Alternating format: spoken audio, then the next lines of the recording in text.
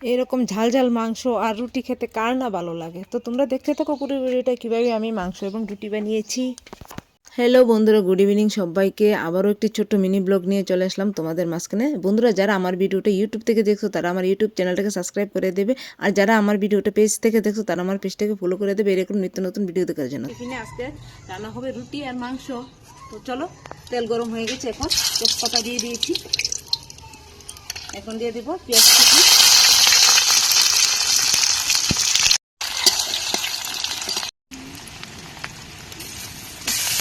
এখন দিয়ে দিচ্ছি আদা রসুনের পেস্ট আর সাথে কাঁচা লঙ্কা।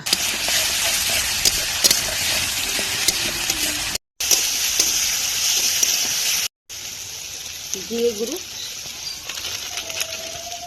এখন দিয়ে দিচ্ছি ধনে গুঁড়ো, লঙ্কার গুঁড়ো,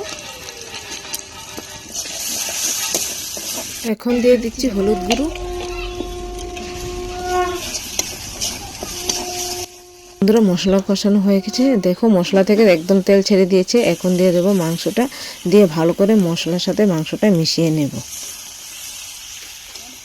তো মশলার সাথে বন্ধুরা মাংসটা মিশিয়ে নেওয়ার পর এখন কেটে রেখেছিলাম আলু ডুমো ডুমো করে। তো অবশ্যই আলু দেবো, কারণ মাংসের মধ্যে আলু না দিলে মাংসকে সেই টেস্ট লাগে, একদমই ভালো লাগে না। আর চুলার মধ্যে মানে কি বলবো, মাংস রান্না করে খাওয়ার মজাটাই আলাদা। আর দিয়ে দিলাম অবশেষে লবণ। এদিকে বন্ধুরা, মাংসটা কষানো হতে হতে আমি আগে থেকেই গরম জল করে রেখেছিলাম। তো ওইখান থেকে গরম জল নিয়ে আমি আটাগুলো ভালো করে মেখে ডো বানিয়ে নিয়েছি। তো এখান থেকে লিচি কেটে নিয়েছি, নিয়ে আমি দেখো গোল গোল করে রুটিগুলো বানিয়ে নিচ্ছি। তো বন্ধুরা, এখানে আমি দুটো রুটি বানিয়ে নিয়েছি। তো চলো, এদিকে মাংসটা কীরকম হয়েছে। তো এসে দেখলাম মাংসটা একদম সুন্দর করে কষানো হয়ে গেছে। দেখো মাংস থেকে একদম তেল ছেড়ে দিয়েছে। তো এখন ঝোলের জন্য জল দিয়ে দিয়েছি। কি বলবো বন্ধুরা, মানে মাংসের মধ্যে থেকে এত সুন্দর স্মেল বেরিয়েছে, মানে কি বলবো। তো এখন মাংস হয়ে গেছে, দিয়ে দিলাম গরম মশলা, দিয়ে নামিয়ে নিয়েছি।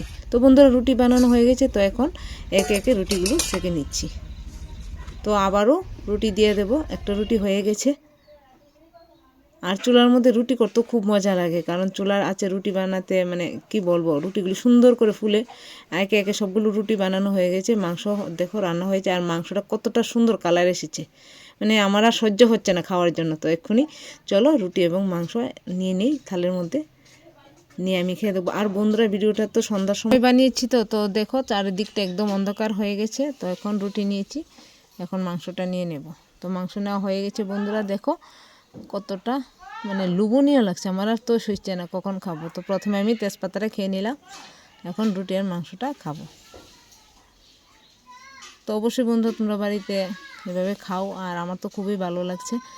তো আজকের মতো ভিডিওটা এখানেই রাখলাম, টাটা।